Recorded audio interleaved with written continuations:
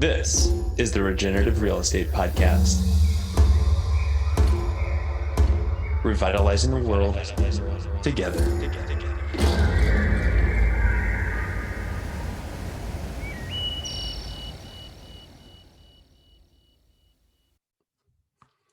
Hi, everybody. This is Neil Collins. I'm the host of the Regenerative Real Estate Podcast, and I'm joined today by somebody that I told him earlier, I've been wanting to have this conversation for several years now.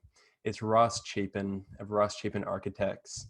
It was the father that has coined the term pocket neighborhoods, but he is a pronounced and an acclaimed architect out of the Seattle area that it sounds like he's done everything from custom homes to pocket neighborhoods, which we will be getting more into, to larger subdivision work. But Ross, thank you so much for coming on. This is truly a pleasure, and you're such a fascinating human being that I do think that a lot of listeners are going to get as much pleasure out of it as I will. So thank you. Neil, I'm honored to be part of this conversation, and I've been enjoying the lively conversations that we've had. Not enough, and this will add to it. And it's just a bonus that we have others listening into our conversation. So I look forward to it. See where it goes. Thank you. And what I want to tell listeners getting into this is that we're going to be talking about pocket neighborhoods because I think that's how you're best known throughout the world. And for those that aren't familiar, I would highly suggest you press pause and pull up your smartphone or your computer and Google Ross Chapin's name and pocket neighborhoods next to it and look at the images. Because what I think is very different is the way that Ross has done architecture and created communities. And it's good to have that mental image in your head going into this conversation, because what we're not doing is we're not talking with an architect that builds a building and that's it, and then he puts it down and walks away. It's a very different experience. And so if you can at least know this is what pocket neighborhoods are going into it, we will evolve into that as we go. But I first want to ask you, Russ, I was able to do a lot of sleuthing on the internet, and I see that you grew up in northern Minnesota outside of St. Paul in a house that your grandparents built at the turn of the century. And I can picture it in my head because I read that it had a wraparound porch and leaded glass windows. Is it as idyllic as I'm thinking? What was that like? Yeah, I think it may be. It's not a grand house. It's actually fairly humble. But in about 1894, my grandparents and a whole bunch of their friends who had lived in St. Paul, the streetcar lines were just beginning to come out from St. Paul out to White Bear Lake, which was kind of like in Portland going out to Gresham or beyond. It is maybe a 15-mile train that gets off at the depot. And back in the 1890s, the image that people had was let's have a little cottage at the lake, and we can work in town. And during the summers, our family can be out there and take the train into work. What a concept! And so the little tiny shed cottage that was built in the 1890s then made way to a house that was about 1,500 square feet. And it had a big wraparound porch. It was shingle. It was a bungalow. In fact, that was the name of the house, the bungalow. And this was before any of the streets had numbers. And so all of the houses had names. And, there's the Edgewood and the bungalow, and there's a little backyard cottage on the property. And in the Victorian times, there's a little creek that came alongside. So the house was overlooking a ravine with a creek that went out to a lake. Here in Minnesota, we're all on a lake, lakes everywhere. So yeah, it's idyllic that way. Interesting, the house in the back, the Victorian name for sore back, a crick in the back. It's called lumbago. And so the house, the little cottage name is Lumbago. And at I love the that. house back in the, it was made in 1903. And of course, this was before electricity and telephones and everything else that we have now. And the house had the only piano in the neighborhood.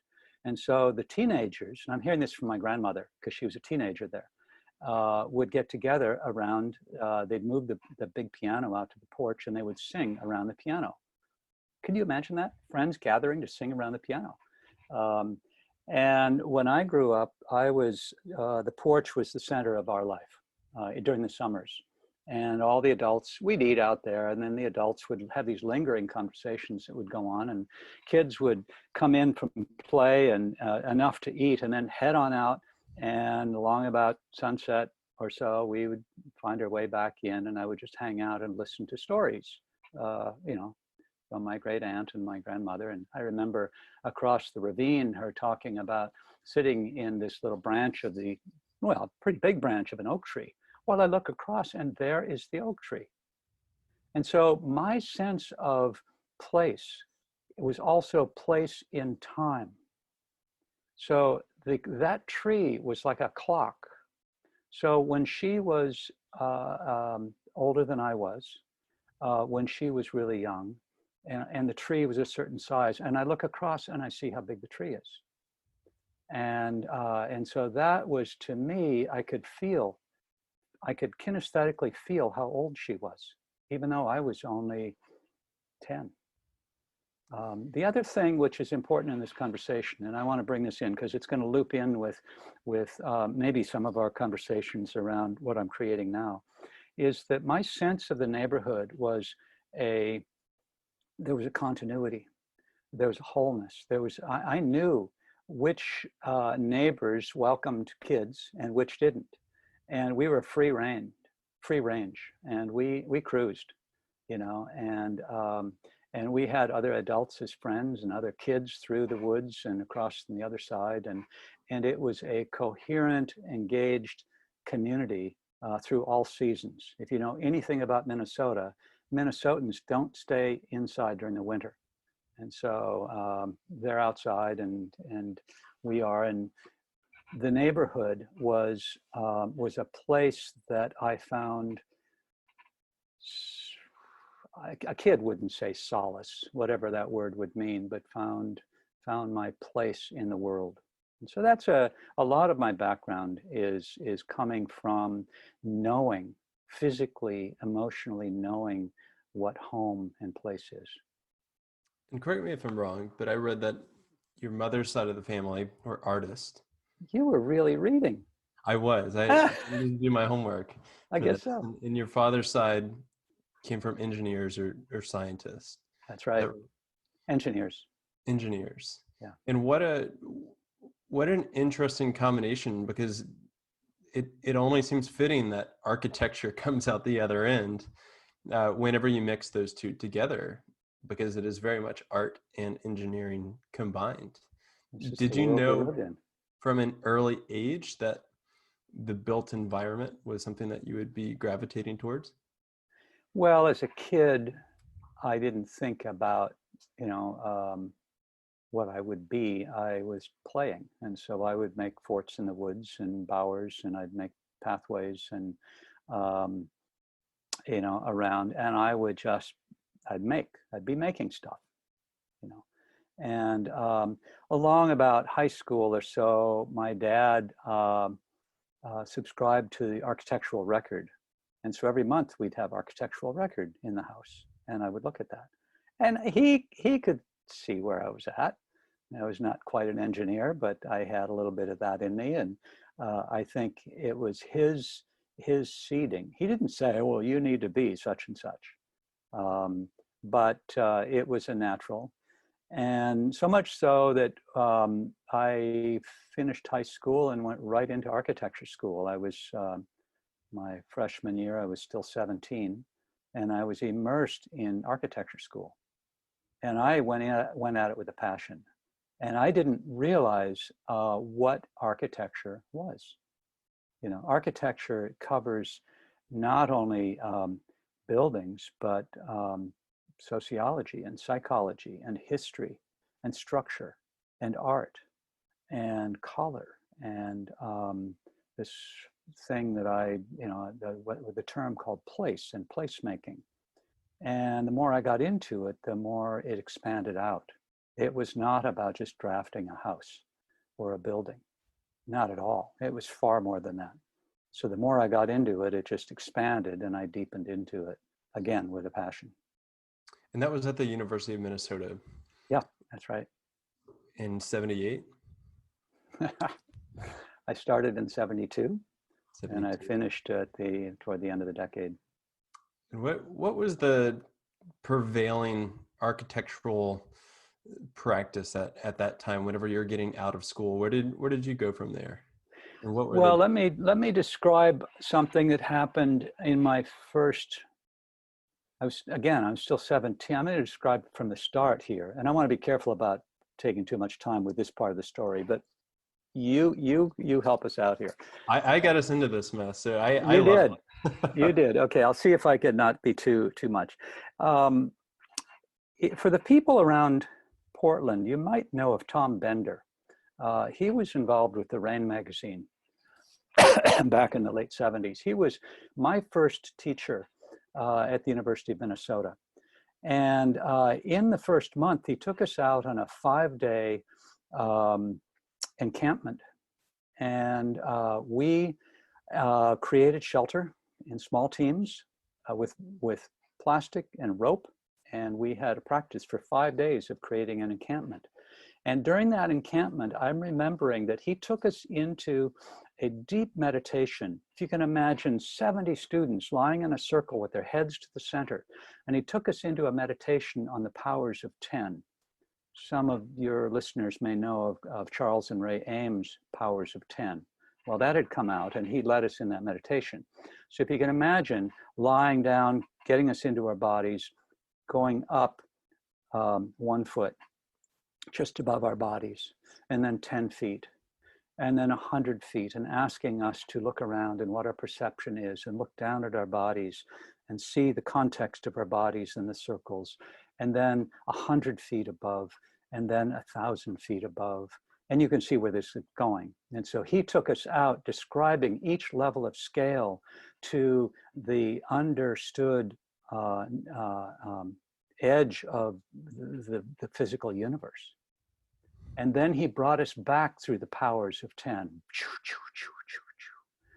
back to our bodies again and in our bodies. And here we were coming from the vast stellar space back into our bodies. Get this, I'm 17 years old, and I grew up in a small town in Minnesota.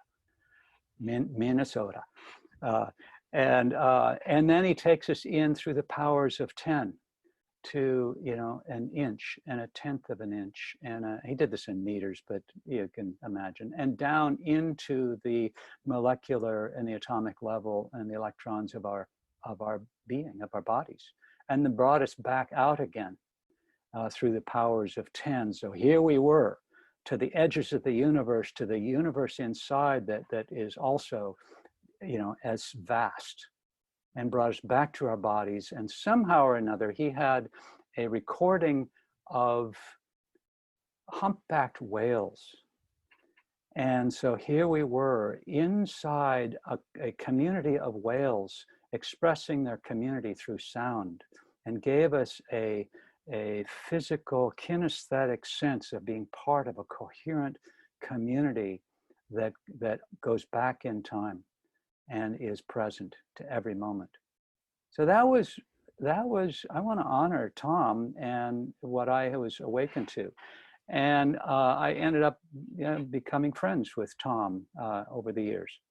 And sadly, he passed away last month out on the Oregon coast. And beautiful life. He seeded the world with so much. Later in that year, we ended up researching what would it be like to live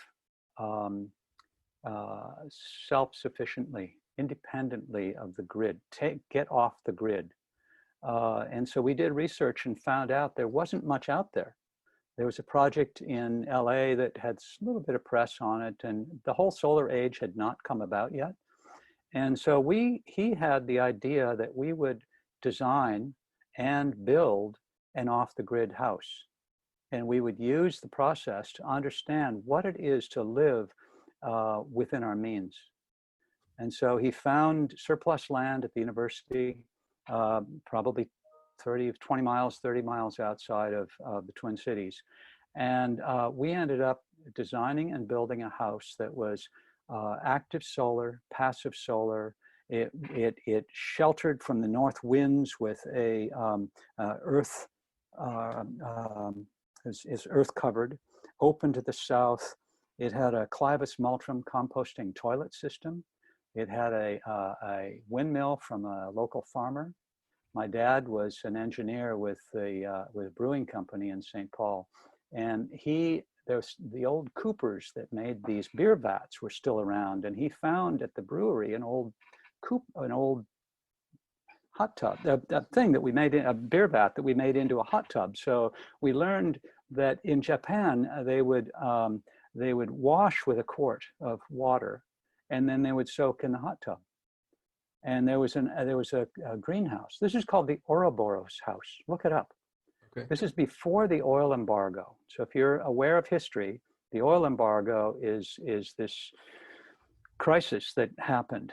And then everybody realized that, oh, oil isn't forever. And oil controls the world.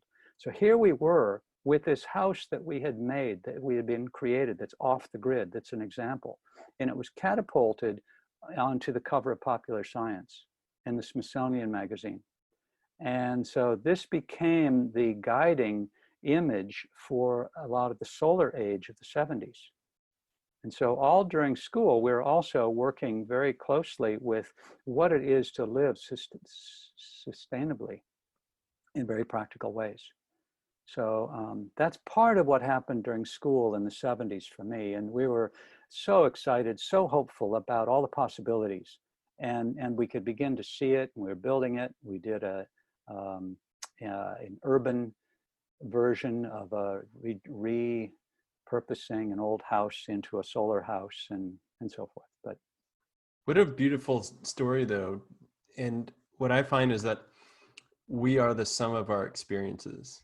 And to have experiences that shape us to our foundation like that, especially with the exercise of going from the self to the cosmos and then back down to the molecular level, that's showing us that we're all interconnected, and then tying that into major political events, into how we're living and how we're using our resources is so telling and still quite relevant today, even though we're sitting here 45 years later, outside of architectural school. And this is why I wanted to dig into it, because you are a creator, having people understand the frame of reference of how the genesis to your ideas and to how those ideas have taken shape on our landscapes that will be here for many more decades to come is, I think, very important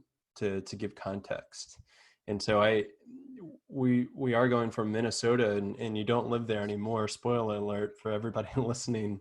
But you did end up outside of Seattle on Whidbey Island. That is a challenging name for me, but I actually have a friend that lives there, and I've seen your projects there. And I do have to ask, how on earth did a young guy from northern Minnesota end up in the Puget Sound, where that would be the last place that I would ever imagine an aspiring architect would go and pursue a career? Well, you've got some good questions, and I didn't expect we'd be heading here, but okay, we'll follow it. If I were I graduated from architecture school, and if I were pursuing a career, it would be in Minneapolis, in New York, in San Francisco, in Portland, I was pursuing a life. I was, it's a whole part of a story, and I hesitate because we could take a whole hour with this one. But when oh boy, you're pushing on some buttons here. I was partway through school, and as I said, everything was expanding. And I took a year and a half off. And I went off and I lived in Europe. I worked with an architect in Europe. I traveled 1,500 miles by myself around Europe, just soaking it in and taking it in. And I felt, oh my God, I don't know if I can get back to school. Because what I was experiencing in Europe were places that had so much life, so much depth and history, and there were no architects. So many of these places. And I went, how is that? How do they create such beauty and out of materials that are there in communities that have woven themselves for hundreds of years? What we think of history in America is, no, it's not at all. History there is measured in hundreds and even thousands of years. And so I came back with a lot of big questions and searching. And I thought, well, I went out to San Francisco and thinking, well, maybe I will change schools, change environments, shift myself around. I had 2 years left. And I ended up at Berkeley and found that most of the credits that I gotten at the university would not transfer, and I'd have to repeat a year or 2 years. And oh no, I don't need to extend this more than I am. I got to get this done. But the librarian said, you know, in chatting with you, you might want to check out what this fellow named Christopher Alexander is working on. And so they guided me to a room, and the manuscripts and the workbooks and the files for a pattern language and a timeless way of building were being worked on right then. And I spent a couple of afternoons in there, and I felt my whole body just tingling. I was so excited in a deep way that I could hardly even contain myself, because my approach to design is play. I go for just mucking around until magic happens. It's intuitive, it's playful. What Chris Alexander did was to provide a structure. So he said at the heart of the process is feeling, but there's also a structure to places that have depth, that have wholeness, that have integrity, that have life itself. And I could feel that life. And I followed then the guidance of a pattern language. What I ended up doing is copying as many sheets as I could, stuffed them into my backpack and said, okay, I'm going back to the University of Minnesota. And that became the pattern language, and the processes from the timeless way of building became my filter through which I would do all of my projects in school and my writing in school. And none of the professors knew a thing about it. And so I was practicing my own, work, finishing. And so that was how I was introduced. And if any readers are just learning about Christopher Alexander, maybe this is the takeaway from this conversation. Find Christopher Alexander, look at A Pattern Language, A Timeless Way of Building, and a slew of other books. The Nature of Order is his major series. Just bookmark that and follow up. So, oh boy.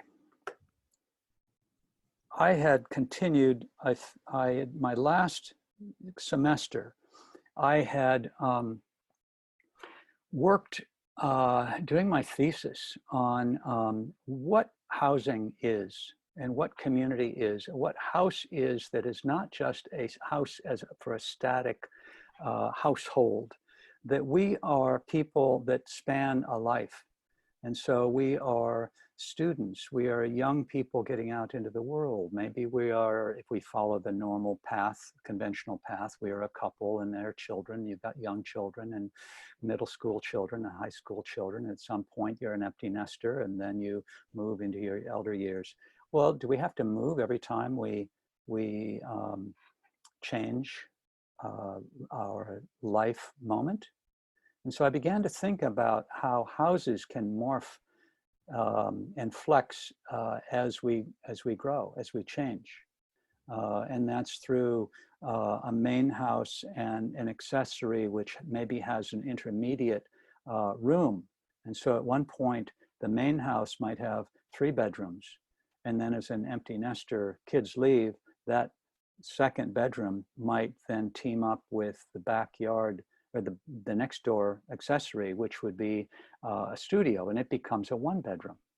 Or maybe it becomes an office with a 3-bedroom house. And so the whole house morphs depending upon the needs. And the rental from the accessory then helps pay for the mortgage. So I was working on this during my thesis and also trying to find out, well, what is community? What does that mean? What's a neighborhood? A neighborhood is made of neighbors, not just neighborhood as a general proximity thing, but places with nearby neighbors. And so I was exploring that back in the 70s. I also I came across contact improvisation.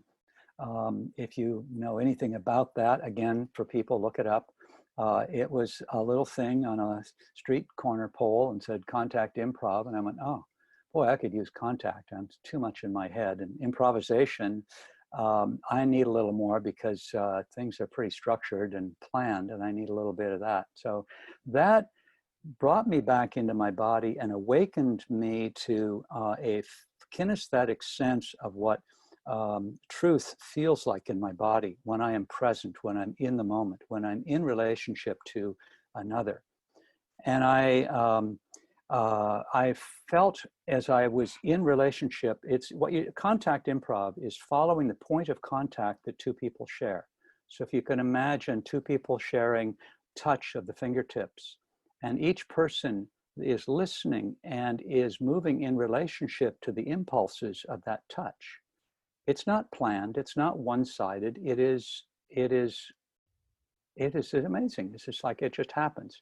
What I found is that when I became present to that point of touch, I could feel whether my family patterns, the cultural patterns of sexuality, of course you're touching, of my idea of who I am, my family's idea of what I should be and how I should live and act.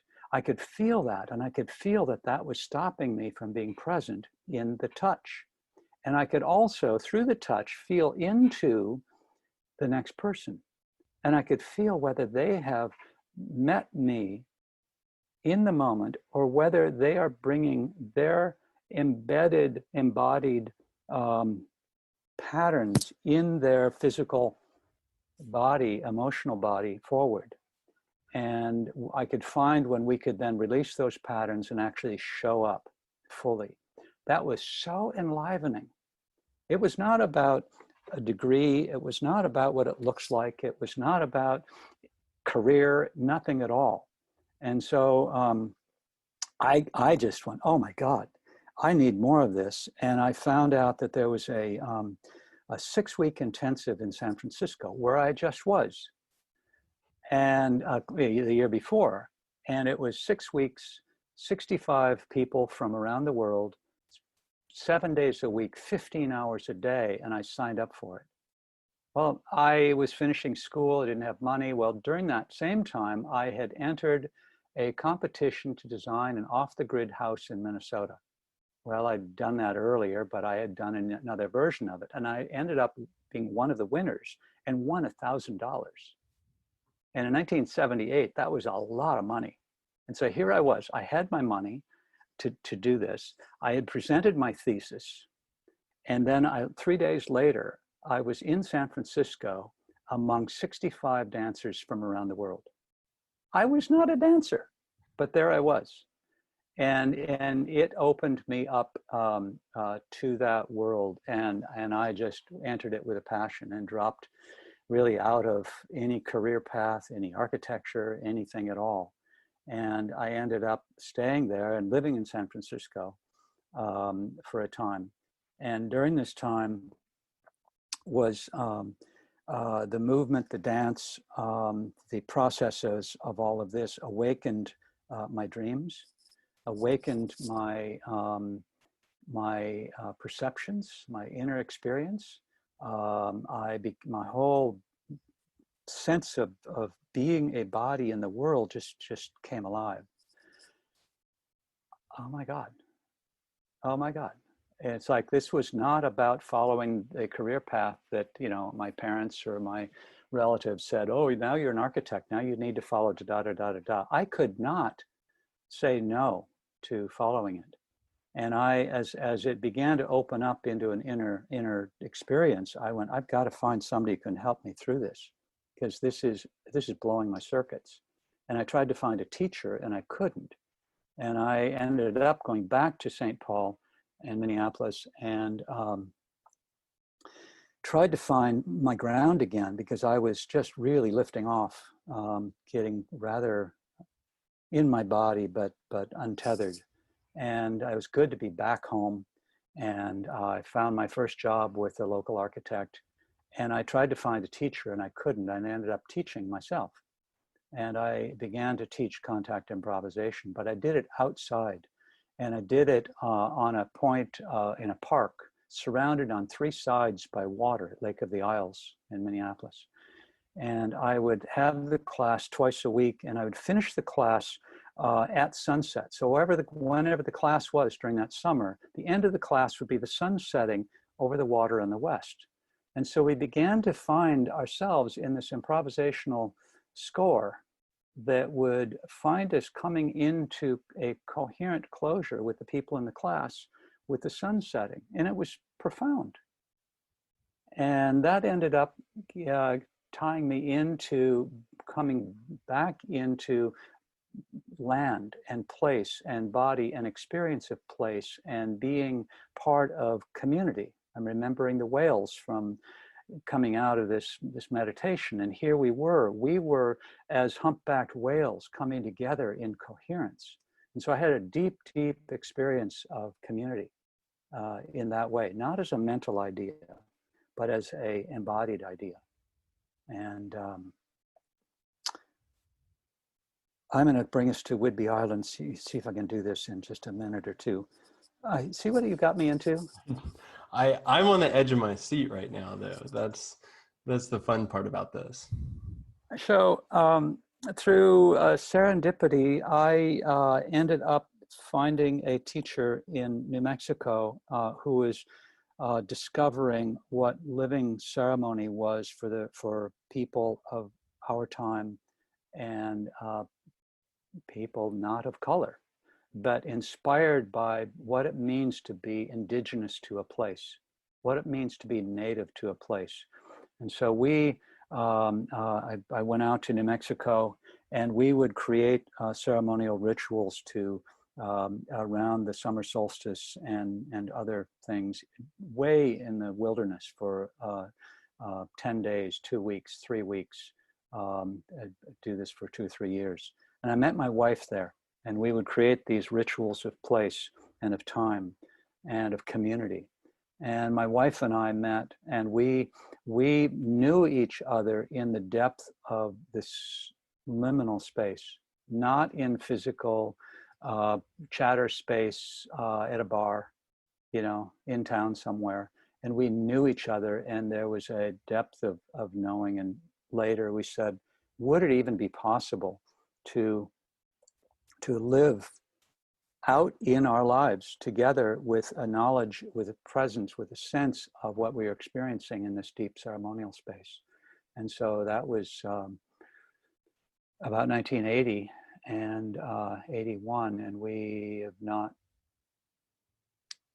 we're there. So I also want to honor her in this process. How I got to Whidbey Island is that I was helping my teacher with working with doing ceremonial gatherings with wherever people are at in their communities, transforming a suburban house into a temple for a 3-day ceremonial event. And I was up on the Fraser River north of Vancouver. And during that time, different people said, oh, you need to know about, I'm going to shorten this up. Anyway, I was led to Whidbey Island through a bunch of serendipitous happenings to the Chinook Learning Center, which became the Whidbey Institute. And when Deborah and I were married, I said, I'd like to go back to this place up on an island. And we wanted to live day to day in a place where we could meet each other, walking on the street, at the post office, in the grocery store, and have a sense of a depth of connection, community. Mm-hmm. Again, community. And I said, I think there's something there. And we came here then, and we found it for ourselves. It was not about pursuing a career. It was pursuing what it means to be alive in this time. And what happened after arriving is that people said, could you help me, making a house? And I worked at the Whidbey Institute, the Chinook, the Whidbey Institute, with helping planning conference spaces and houses. And we were working with ceremonial events here. And I began to work with designing the Waldorf School and designing some absolutely wonderful houses. And during those years, I was working with how do we design houses that have this life that I could feel. That was through a process that I was working with Chris Alexander. And so it's not about a house as an image that you see in a magazine. It's not about impression or being impressed. It's about what does it mean to have a house that fits your life and that you can feel safe and at home and come alive within, in place. And so that was my work for 15 years. And the houses were right-sized. They weren't below a certain square footage or above a certain, it was not about square footage. It was about fit. And so that was that whole first period of my work here as an architect. And when times were tough, we were living very frugally. And I just tightened my belt a bit. We had enough. And what it is to live knowing that there's always enough. I will say, going back to a point that you had made earlier, it's not about the picture. The one thing that I've been impressed with your work is looking at pictures and feeling this primordial longing for being in that space, and because it radiates nourishment and intentionality. And I get all that from a very two-dimensional thing. And so visiting your communities has been a sense of that coming alive, especially whenever you go from a book that you've written where it showcases your work into now we're in this space and getting to hear the background of this, of how community really infused into that. I believe I'm getting the dates right, but it was either 92 or 96 that you and a partner created your first pocket neighborhood. And is that right? Yeah, in the mid 1990s on Whidbey Island, there was a lot of influx from people from California and from the city moving outside of California and outside the city, and the prices were jumping. And the zoning that we had here is typical for zoning of communities in the 70s and 80s and 90s. Basically, street, garage-fronted houses on wide streets. The zoning basically made it easy for that. It was monoculture, family-sized houses for Ozzie and Harriet and their kids. The fact is that was in our community 25, 23% of households. And so people were moving, and yet the household mix and the community mix was being pushed towards suburban expression. And we felt that this is not, we needed to have a much more, more options. So there was the Pine Street Cottages in Seattle happened several years before that. Basically worker cottages from about 1917 and 18, which were renovated rather than destroyed, 400 square foot houses around a shared backyard. And it got national publicity, and everybody thought, oh my God, this is so cool. Let's do this. It's against the law. It's illegal. You got to have houses that have, you know, street fronts and addresses that are straight. You can't have houses that are not on the street. You've got to have normal sized houses. A 400 square foot house? Come on, you got to be kidding. And parking that is not attached. And so the people in Seattle tried to rewrite the zoning codes, and none of the neighborhoods would say, yeah, we want this. There's a lot of NIMBYism, not in my backyard. And so we here, we live in a town of 1,000 people, fairly progressive. We began to envision and ended up passing what was probably the first contemporary cottage housing code in the country. And that said, okay, we're going to give incentives to develop infill on existing lots rather than new external lots, sprawl. If we're going to do twice the density in any residential zone, 2 times the number of houses, if the houses are limited in size, surrounding a shared garden, and the parking is shielded from neighbors in the street. And so not long after that, I was giving a talk on how to design smarter, better, smaller houses for the Northwest Eco Building Guild. And Jim Soules, who was a developer from Seattle, happened to be there. And he came up to me afterwards and he said, gosh, I love your sense of how to make smaller houses live large. Love it. And you are living in Langley on Whidbey Island. And it has what I think is the first of this kind of code in the country. Can I come out? We need to talk. We ended up leaving that talk, becoming partners. And I had never imagined this, but we together, we borrowed more zeros than I'd ever seen before. We bought 4 lots, and we designed what those lots would typically have if they were built out by code. And then we said, well, what would cottage housing be? We designed that. And we not only got that through the design review board and the planning board and all the neighborhood work at the city, but we presented it to our local bank. And we said, okay, we want to borrow all this money for us to do this. There are no comparables. You're a realtor, you know this. There are no comparables. And Right. yet somehow, what we had was, okay, you could do 4 houses, standard size houses, and what you've got on the line will pay for itself. I mean, it's fine. We'll bank on that. But you're going to do that. They loved the new design, and they loaned us the money. And so we built out 8 houses that were less than 1,000 square feet with big porches facing the shared commons with a little common house, a workshop. And we did it all with no pre-sales because we were pushing so many edges. We didn't want people saying, well, I have to have a garage, or I have to have, you know, this size bathroom, or I have to have a kitchen with this and this. We trusted our hunches, and we made steps, and we used the money that we were borrowing wisely, as wisely as we could. And then we followed a process that was not unlike what I was learning through Chris Alexander's work and the unfolding of a place that has wholeness and life. And so in it, the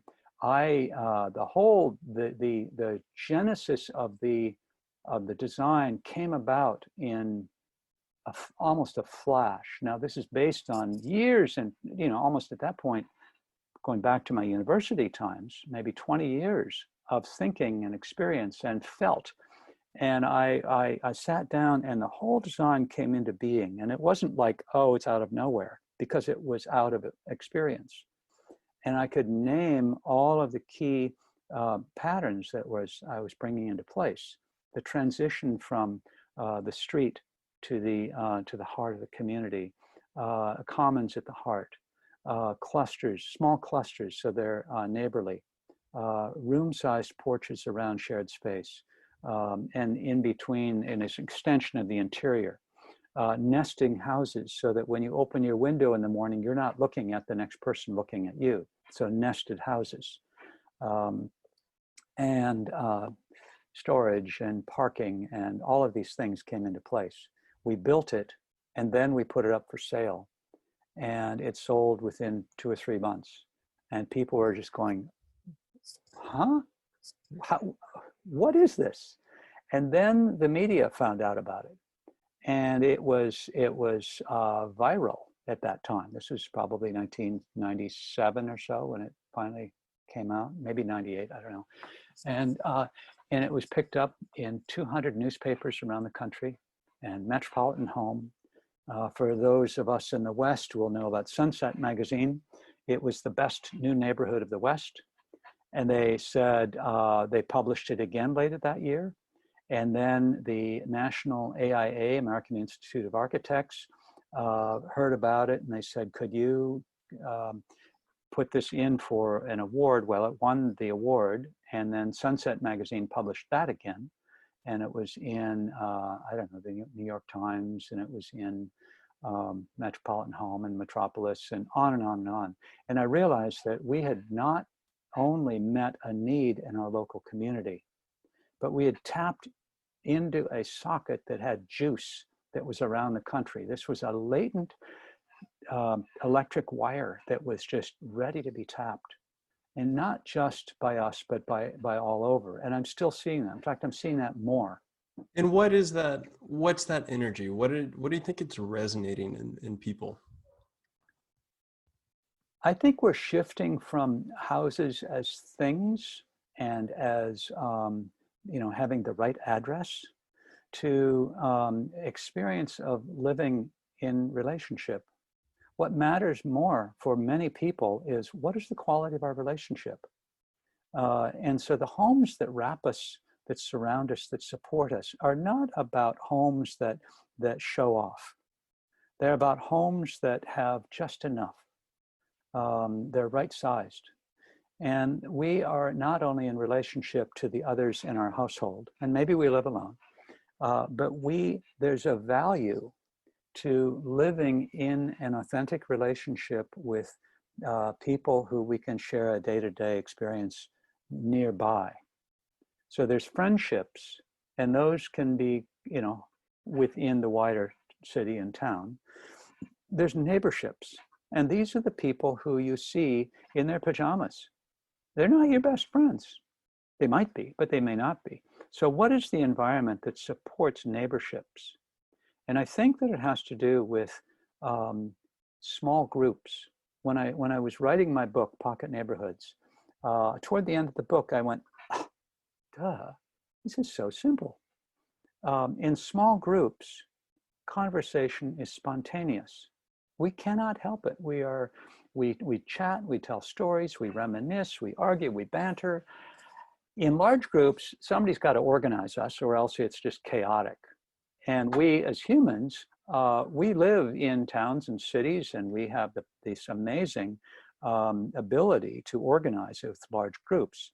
But where our lives are lived moment by moment, day to day, is in proximity of the body and the house that we're here.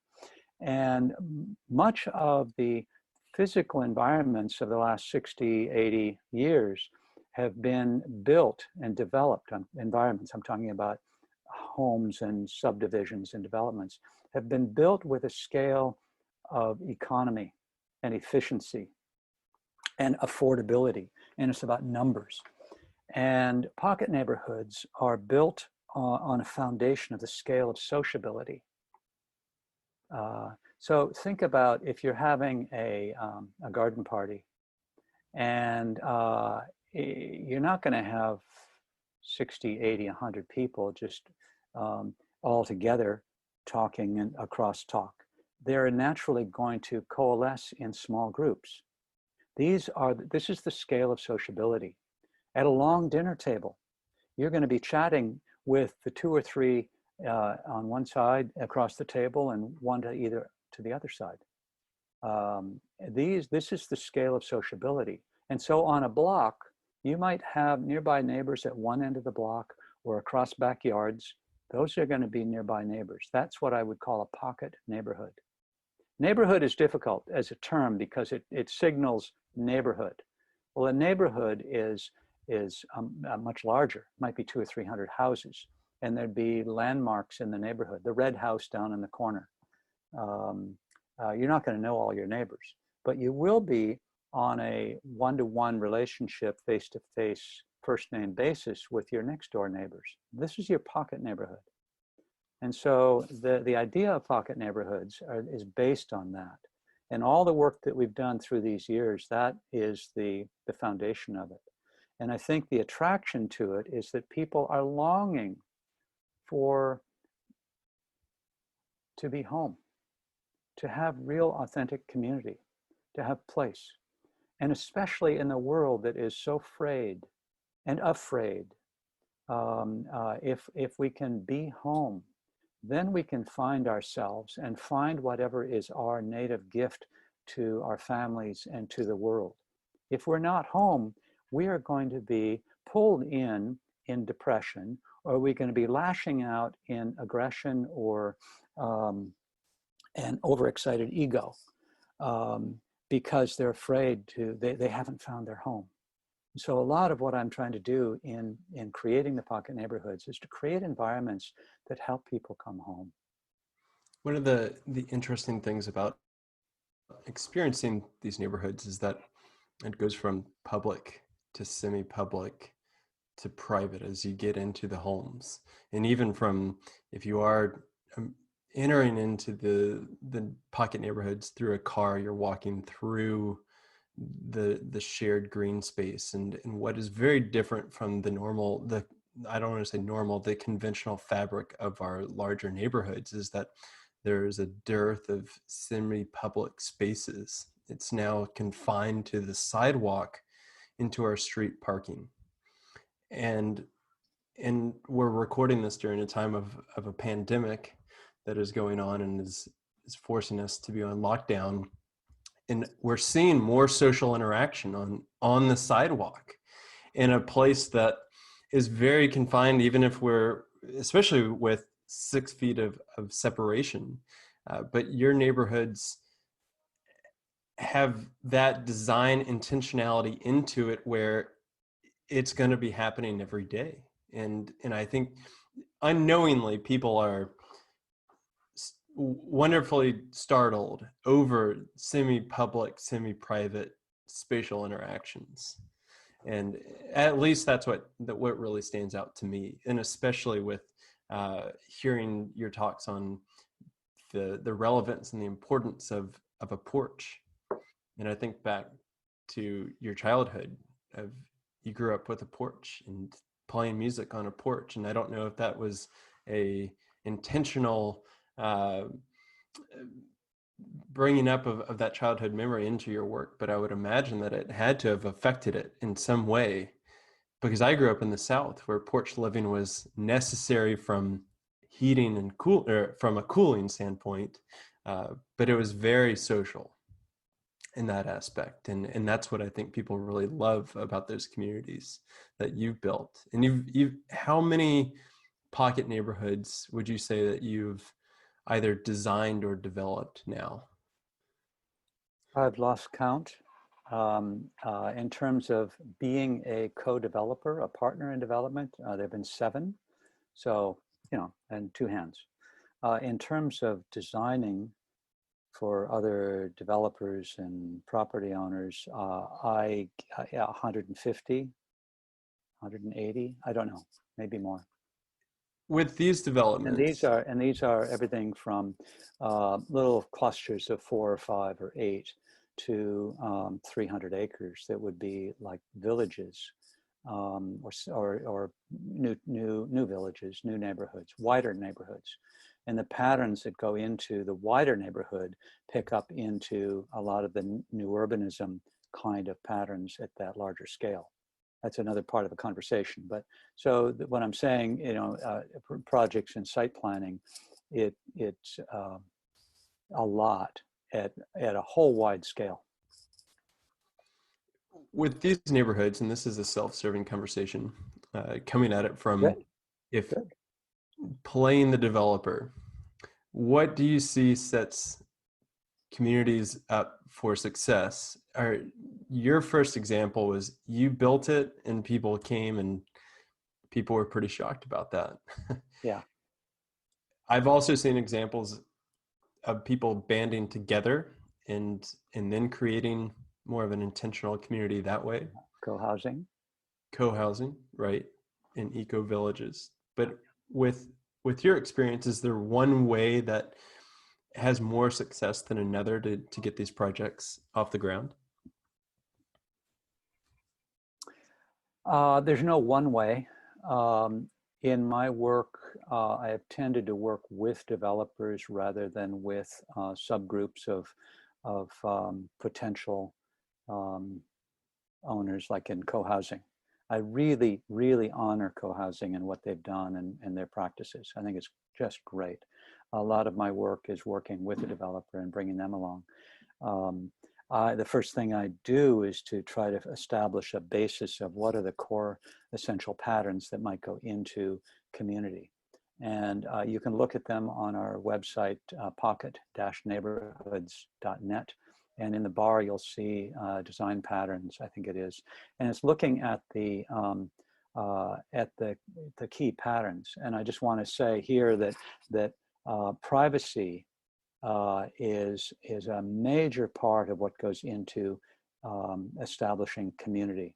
Layers of personal space, nested houses, porches that have enclosure yet openness, active living spaces forward toward the shared space, intermediate spaces off the street to a shared commons. These are ways in which we are establishing personal space and privacy. And so you could think, oh yeah, great, community, community, community. No, we need clothing. We need to live with houses that have edges. We need to have boundaries before we can open up together. And so, but if we pay attention to personal space, then we're going to get community right. So that's the first thing that I try to establish with whoever I'm working with. And then here's another piece that that I want to bring in here. And these are, I'm taking lessons from the co-housing world. I will need to say that not all of our communities have ended up to be healthy, engaged communities. I'm dumbfounded. I'm thinking, oh, I bring all these great patterns together and it's beautiful.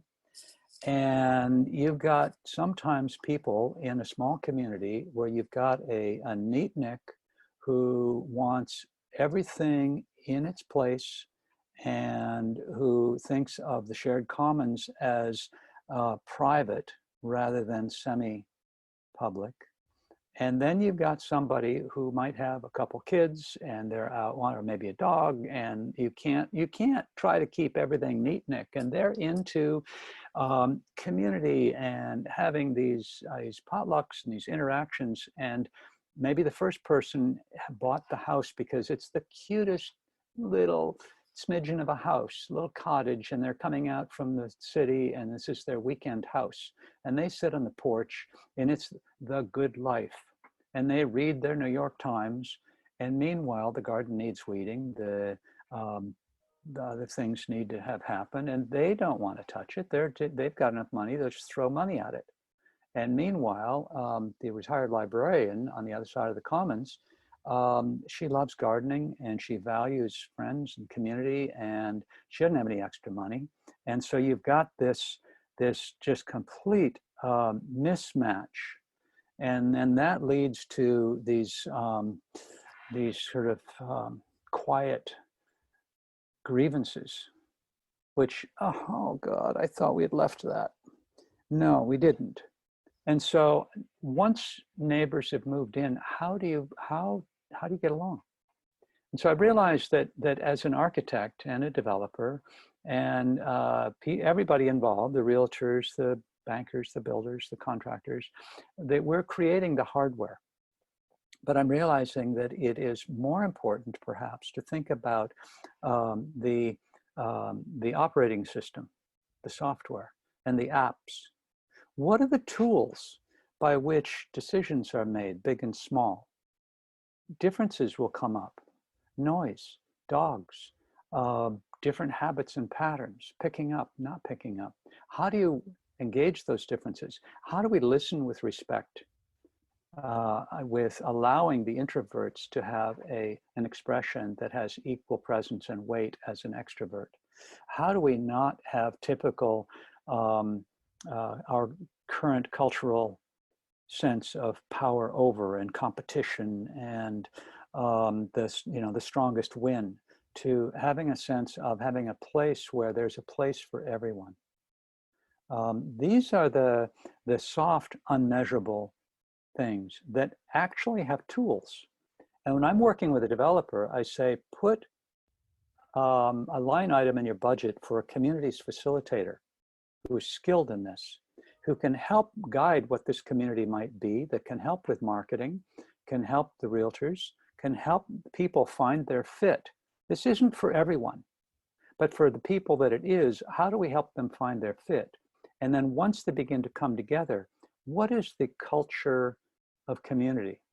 How do you run meetings that you end up feeling wonderful afterwards, rather than, oh God, oh, another meeting?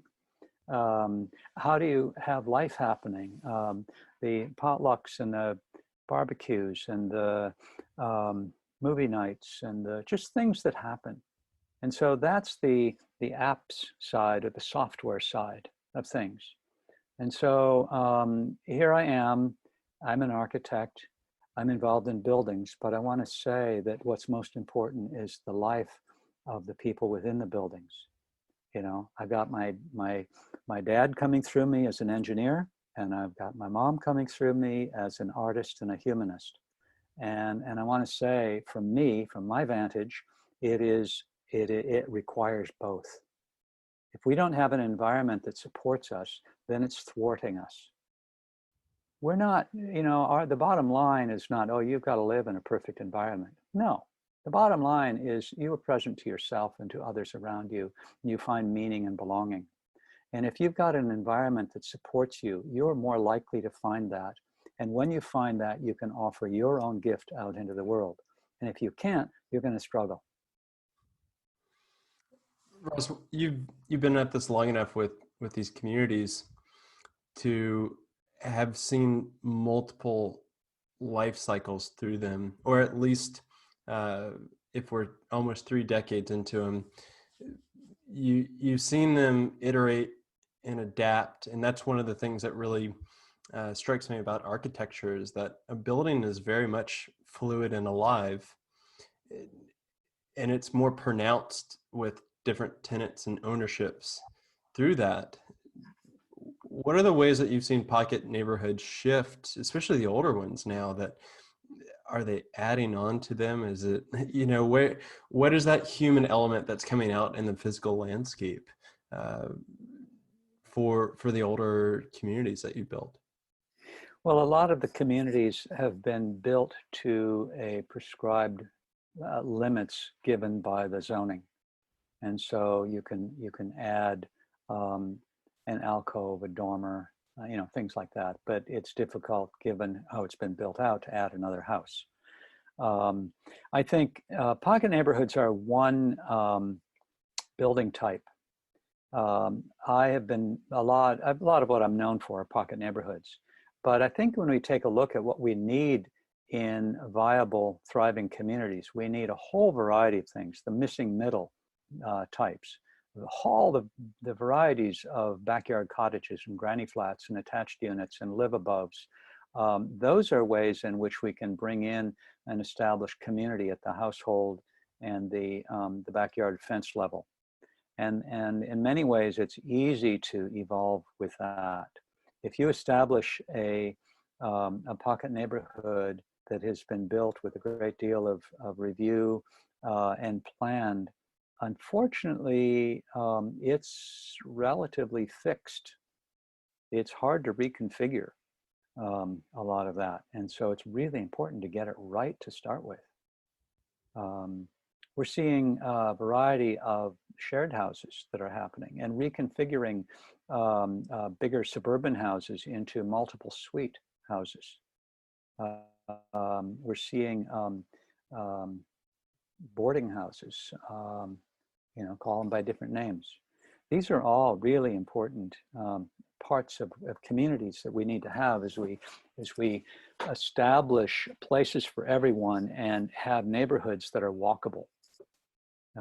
That gets into the what is important at a community level scale. And walkability is the key factor, and mixed uses and places for all ages to walk and find things that are important for them, be it a park, a dog park, a workplace, a shop, a restaurant, a cafe, your school, that kind of thing. Walkability is central to the sense of quality of life. Ross, because we're recording this during the era of coronavirus, I'm very curious what your take is on where you think people's demand or craving or taste and preferences, whatever you want to call it, for housing and space. Do you think it's going to change at all towards more walkable, or do you think we're going to go more isolated? And I don't mean to frame it so binary, like you can take it in any direction that you want. I'm very curious, and I think a lot of us are wondering, how can a major global collective experience change what the physical manifestation is going to look like in the future? That's a big question. It is. It is. But you're the person to. Well, I've got a view on it, and every day is a slightly different view as I'm feeling into it. One of the things that just confounds me is why it's called social distancing. Because in many ways, I'm feeling closer to many people in my life through Zoom calls and phone calls. And it's physical distancing, not social distancing. And I think that many ways what this is a big advertisement for community and how important community is. We are social creatures. We go batty. We get stressed out. Our immune system goes haywire. We start going on overload. And so this is helping us realize how much we need to be sociable and how much the physical structures of our world separate us. The structures of development, the structures of our cities are dysfunctional for the most part. We're car-dominated, car-tied, and privacy has been ratcheted up to such a degree that we're isolated and alone among a sea of houses. What kind of American dream is that? And so we need to rethink what the American dream is.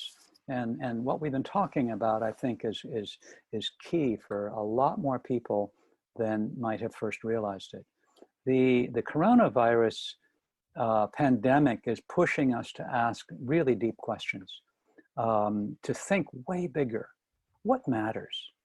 We've been going along our lives and the economy is just roaring along and we're doing the best to kind of keep up with everything and we lead busy lives.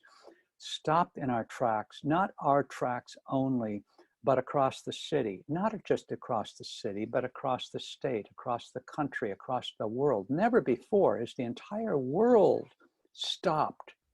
And this is an experience that we share across cultures, across the world, from well-to-do countries to really poor countries. What an amazing experience. For the first time, these are the first few weeks in human history that this has ever happened. Oh my God. And so now that we're in it, and this is moment by moment, day to day, we're asking ourselves, we're being shaken, and some people have lost their ground. They're trying to manage kids and work and safety and getting food and so forth. And it's stressing people out, let alone if you get this. But it's asking us in these times to say, what matters? What do I really need? What is enough? What is it that I love, that I cherish? What are my gifts? What's mine that I have to offer? How do we live sustainably and resiliently once we come out of this? What is a true economy that's a living economy rather than an extractive economy? How do we live in these ways in our home economies, in local economies in place, in bioregions? What is a bioregion? What is it to live on a planet? I've been thinking about where we are. If I were to leave this room and I were to walk for 1 hour, but I could walk vertically, I would have a hard time breathing. That's me walking vertically. That is this film where life happens, where our lives happen. In fact, our lives happen in the first 30 feet. You know, we go up to our 3rd floor. That's our life happening. Somebody said recently that if you can imagine a basketball and you stretch this saran wrap around the basketball, that saran wrap is the full depth of the atmosphere that we can breathe, that we can live in. Maybe not even that. That might be many times more. That's it, floating in space. Wow. Where are we? How do we live sustainably? And it's shaken us to the bones. And I think we're going to reimagine and re-energize what this Green New Deal is as we begin to put together the economy. And I think that when we find ourselves and anchor what really matters in us, we are each going to source what the gift is that we have to offer. And the gift might be just a listening ear, or it might be something that is really significant at the larger scale. I mean, everything is significant, but you might have something, well, like your podcast. You're offering people into intimate conversations. And that's a gift. It's amazing. So I can go on, but I think that this is an amazing time that I think we can, in maybe our best ways, find ourselves coming back to ourselves and back to what it means to live in a body on a planet at this time sustainably, and have it flower in the longer term.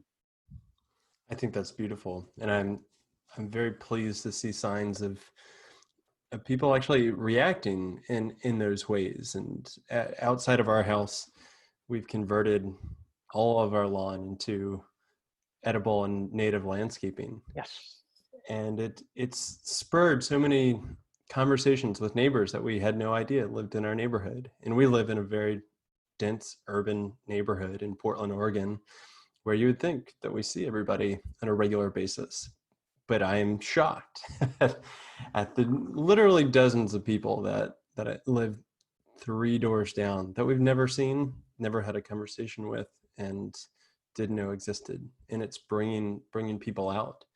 And I actually got into somewhat of an argument that a garden is a privilege to have. And when I look at my experiences from around the world, all the poor people had to have a garden. And I started doing more research into lawns in America and why we have them. And I'm doing my best to promote victory gardens now, hearkening back to World War I and World War II, where it was wartime efforts to show your resiliency by growing food. And we grew 40% of our produce during World War II in our backyards.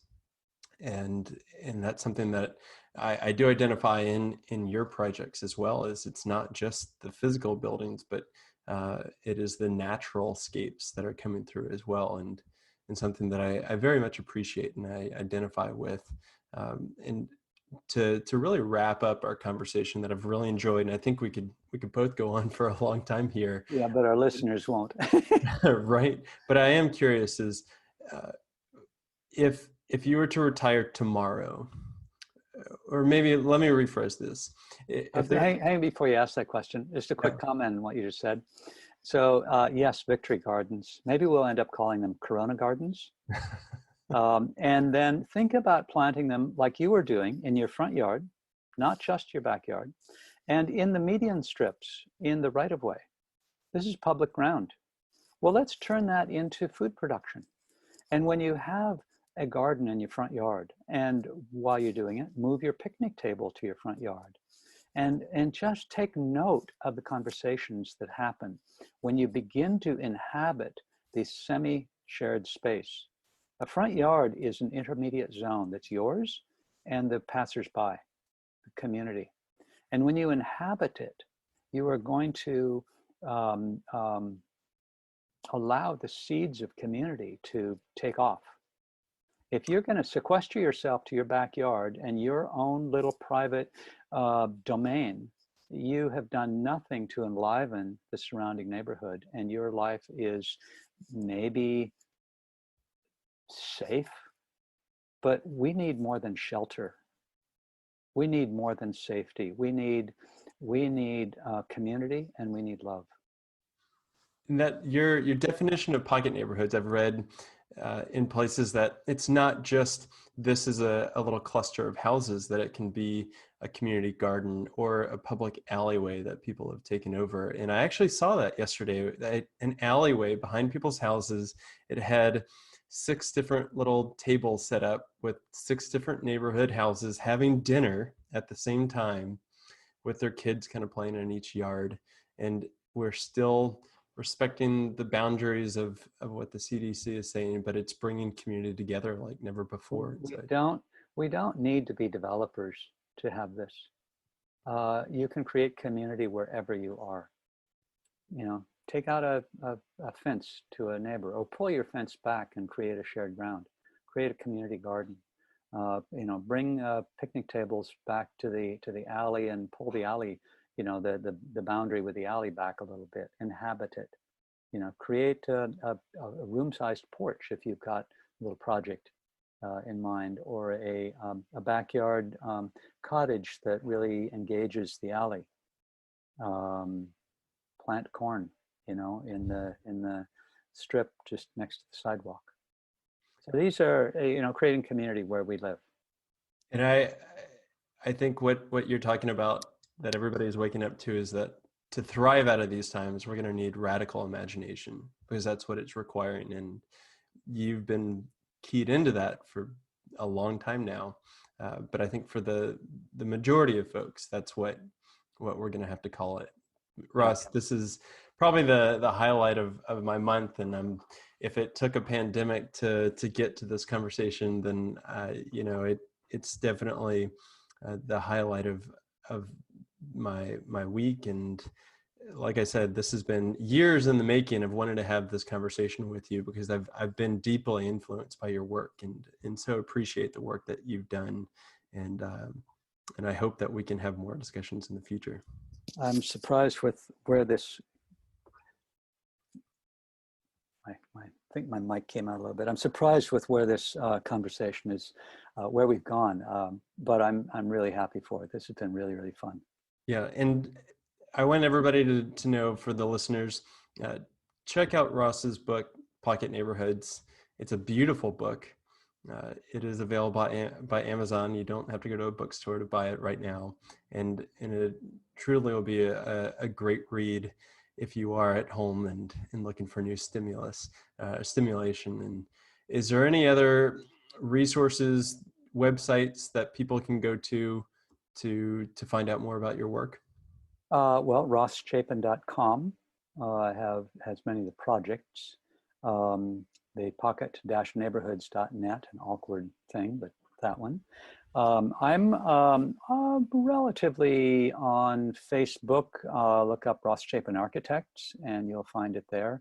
I'm posting quite a few things related to these topics.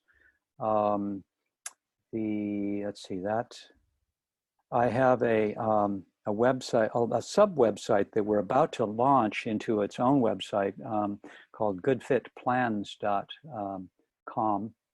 And it's not launched yet. Actually, I probably shouldn't have said that because it's not ready yet. But if you go onto our website, and you'll see about 100 plans that are from everything from 200 square feet to maybe 1,800 square feet of plans that are some of our best that we offer out into the world. So those are places where you can find more, and come back to Neil's site, and you'll get some great conversations, both archived as well as in the future. So I'm sure listen in here. Well, thanks so much, Ross. I really appreciate it, and good luck weathering the storm. Thank you. You too.